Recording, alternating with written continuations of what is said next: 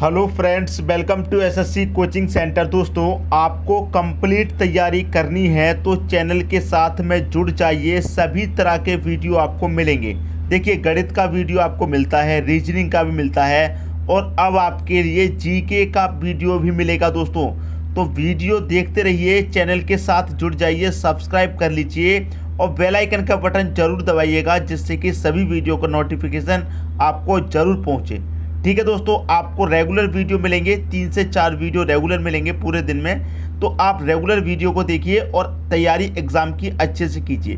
तो चलिए स्टार्ट करते हैं दोस्तों। पहला प्रश्न है आपका, एक व्यापारी एक वस्तु के अंकित मूल्य पर 10% की छूट देता है। यदि वस्तु का विक्रय मूल्य 900 रुपये हो तो वस्तु का अंकित मूल्य ज्ञात करो। देखिए, एक व्यापारी एक वस्तु के अंकित मूल्य पर क्या करता है, 10% की छूट देता है। तो अंकित मूल्य दोस्तों आपको मालूम है कितना होता है, 100% होता है। अपने आप में दोस्तों अंकित मूल्य कितना होता है, 100%। 100% में से क्या करता है, वो 10% की छूट देता है। अब 100% की चीज़ में से वो जब 10% की छूट दे देगा तो बेचेगा कितने में, आप कहेंगे सर 90% में बेचेगा। जब 10% की छूट दे दी तो वो कितने में बेच रहा है, 90% में। और यहाँ कितने में बेच रहा है, 900 रुपये में। तो ये 90% बराबर कितने के हो जाएगा, आप कहेंगे सर 900 के हो जाएगा। क्या पूछ रहा है, वस्तु का अंकित मूल्य पूछ रहा है, मतलब 100% का मान आपसे पूछ रहा है। क्लियर, 90% बराबर 900, तो 100% बराबर दोस्तों कितना, तो क्या करेंगे, 900 में इस 90 से डिवाइड दे देंगे। 100% का मान पूछ रहा है, 100 से मल्टीप्लाई कर देंगे, आंसर आ जाएगा। ठीक है दोस्तों, देखिए यहाँ मैं कटाऊंगा, 0 से 0 कटेगा, 9 से 90 कटेगा 10 बार में, और 10 का मल्टीप्लाई आप 100 से कर देंगे तो कितना हो जाएगा, ये हो जाएगा 1000। तो अंकित मूल्य दोस्तों कितना है, 1000 है। किस ऑप्शन में दे रखा है, बी ऑप्शन में 1000 दे रखा है। ये आपके प्रश्न का सही आंसर हो जाएगा। उम्मीद करता हूँ सभी को प्रश्न बहुत अच्छे से समझ में आ गया होगा। अब देखेंगे अगला प्रश्न।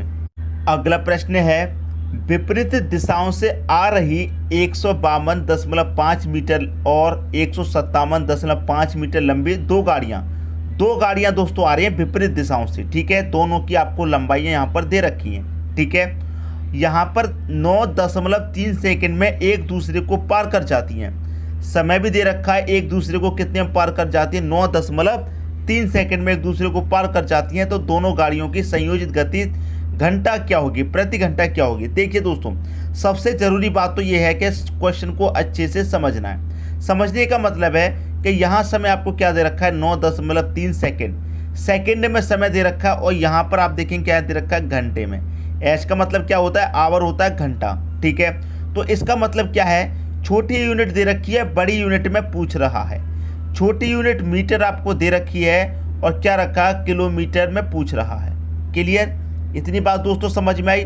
तो मैं आपको पहले ही बता चुका हूं कि जब छोटी यूनिट से बड़ी यूनिट में जाते हैं, छोटी से बड़ी में जाते हैं, तो बड़ी संख्या ऊपर आती है 18/5। क्लियर, ये बात आपको सबको अच्छे से बता चुका हूं। तो देखिए, दो ट्रेन हैं, विपरीत दिशाओं से आ रही हैं। विपरीत दिशाओं से मतलब एक इधर से जा रही है, तो एक क्या होगा दोस्तों, एक सामने से आ रही होगी।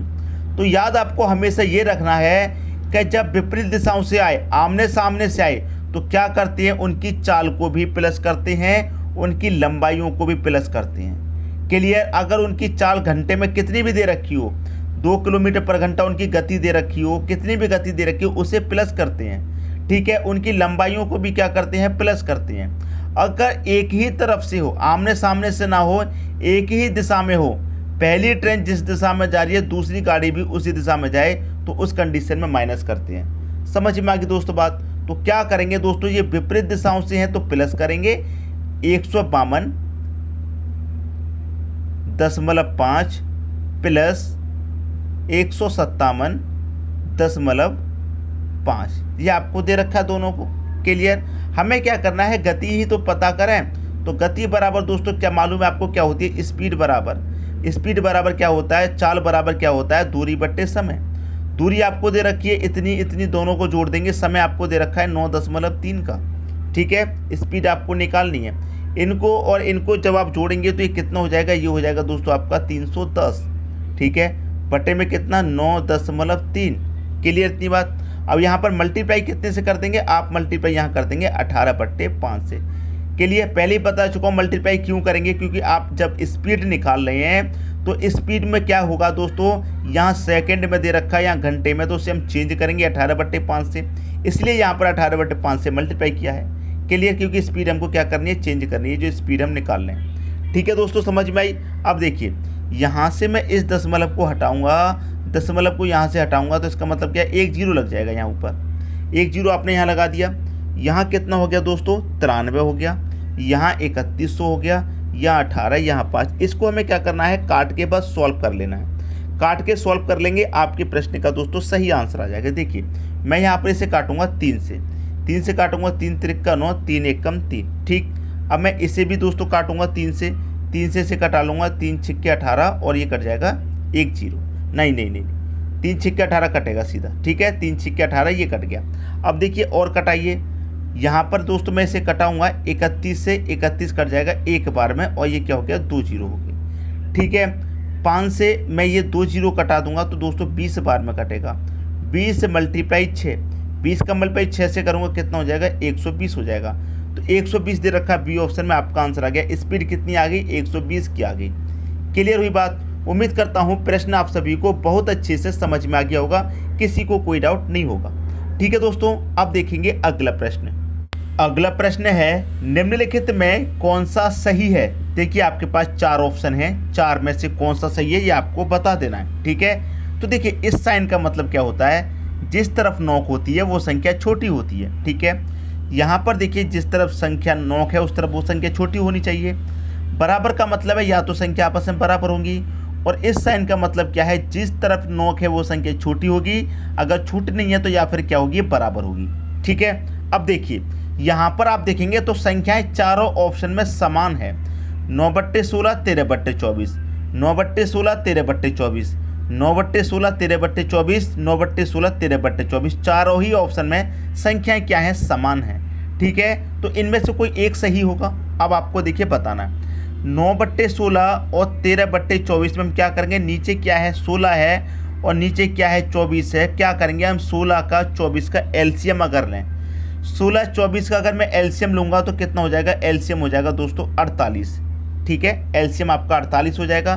अब इसे सॉल्व कर लीजिए, क्या दे रखा है, 9/16 दे रखा है। क्लियर, एलसीएम कितना है 48, तो मैं क्या करूँगा 48 से मल्टीप्लाई।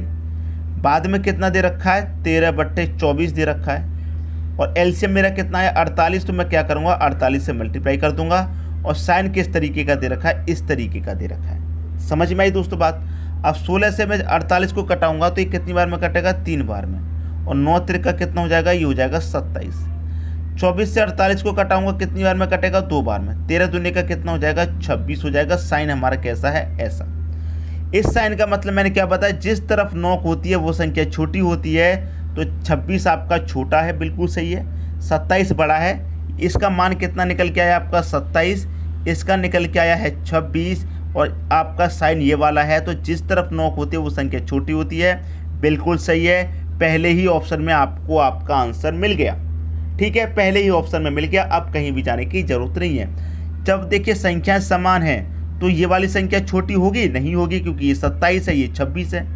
ये गलत हो जाएगा ऑप्शन, ये भी गलत हो जाएगा, और फिर ये भी गलत हो, क्योंकि बराबर तो निकल के नहीं आ रही हैं। 27 और 26 है, 27 निकल के आता, बराबर होती तो फिर ये ऑप्शन सही हो जाता आपका। ठीक है, तो सबकी समझ में आ गया होगा, पहला क्वेश्चन आपके प्रश्न का सही आंसर हो जाएगा, पहला ऑप्शन। ठीक है दोस्तों, अब देखेंगे अगला प्रश्न।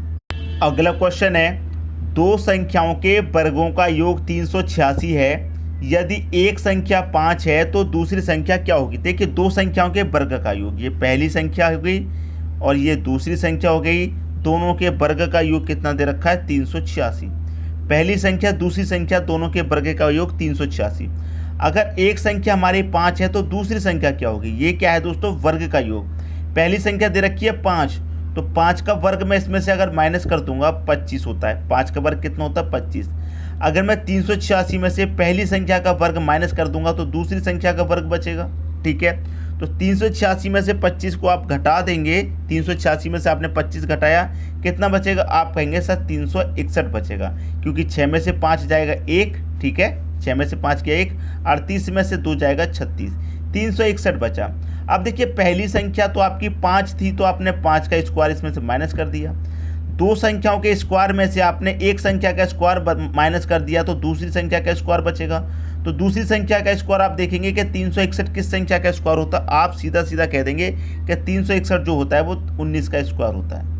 क्लियर, 361 कितने का स्क्वायर होता है, 19 का स्क्वायर होता है। तो दूसरी संख्या क्या है आपकी, 19 है। ये आपका सही आंसर हो जाएगा बी ऑप्शन। क्लियर दोस्तों, सबकी समझ में प्रश्न आ गया होगा। अब देखेंगे अगला प्रश्न। अगला प्रश्न है, यदि दो संख्याओं के योग का अंतर 20 तथा 8 हो तो उन संख्याओं के वर्गों का अंतर होगा। दो संख्याओं के योग का अंतर 8 है और 20 है। देखिए मैं आपको एक बात बता दूं, इन प्रश्नों में क्या होता है, एक आपको बड़ी संख्या निकालनी होती है, एक छोटी संख्या। देखिए आपको योग कितना दे रखा है, आप कहेंगे योग आपको दे रखा है 20, ठीक। अंतर आप कहेंगे कितना दे रखा है, अंतर आपको दे रखा है दोस्तों 8 का। सबसे पहले क्या निकालेंगे, बड़ी संख्या। तो बड़ी संख्या निकालने के लिए क्या करते हैं, योग और अंतर को जोड़ के 2 से डिवाइड। दोनों का योग करूंगा मैं, कितना हो जाएगा 28, 2 से डिवाइड करूंगा कितना आ जाएगा 14। ये जो 14 है दोस्तों ये बड़ी संख्या निकल के आ गई, ठीक है। अब हम निकालेंगे छोटी संख्या। तो छोटी संख्या कैसे निकालते हैं दोस्तों, योग कितना है आपका 20, अंतर आपका कितना है, अंतर आप कहेंगे आपका 8 है। तो छोटी संख्या निकालने के लिए क्या करते हैं कि दोनों को घटा के अंतर करके दोनों का 2 से डिवाइड करते थे। जब बड़ी संख्या निकालते हैं तो दोनों को जोड़ के 2 से डिवाइड, छोटे निकालते हैं दोनों का अंतर करके 2 से डिवाइड। तो 20 में से 8 जाएगा, कितना बचेगा दोस्तों, 20 में से 8 जाएगा 12, 12 को 2 से डिवाइड कर देंगे कितना आ जाएगा 6। ये होगी आपकी छोटी संख्या, ठीक है। अब आपसे क्या पूछ रहा है, उनके वर्गों का अंतर पूछ रहा है, मतलब इसका भी वर्ग कीजिए और इसका भी वर्ग कीजिए, दोनों का अंतर। तो मैं यहाँ पर 14 का वर्ग करूँगा दोस्तों 196 होता है, 6 का वर्ग करूँगा दोस्तों 36 होता है, दोनों का अंतर पूछ रहा है तो अंतर कर दीजिए, ठीक है। 196 में से 36 घटा देंगे 160 बचेगा आपके पास। ये आपके प्रश्न का सही आंसर हो गया। दोनों का अंतर करने के बाद क्या बचा 160, 160 है डी ऑप्शन में, ये आपका सही हो गया। क्लियर हुई बात। अब देखेंगे अगला प्रश्न। अगला प्रश्न है, किसी वस्तु के विक्रय मूल्य में 3 रुपये की वृद्धि उस पर होने वाली 7.5 की हानि को 7.5 लाभ में बदल देती है, तो वस्तु का क्रय मूल्य ज्ञात करें। देखिए मैं आपको एक बात बहुत अच्छे से बता चुका हूं कि एक जगह हानि हो एक जगह लाभ हो तो दोनों को क्या कर देंगे, प्लस कर देंगे। तो 7.5 कितना हो गया, ये हो गया आपका 15। कितने रुपए हैं, 3 रुपये की वृद्धि हो रही है तो ऊपर रख दीजिए 3, ठीक है। और क्या करेंगे 100% का मान निकालना है तो 100 से मल्टीप्लाई, क्योंकि क्रय मूल्य क्या होता है 100 होता है अपने आप में, तो 100 से मल्टीप्लाई। क्लियर। अब इसी को सॉल्व कर लीजिए।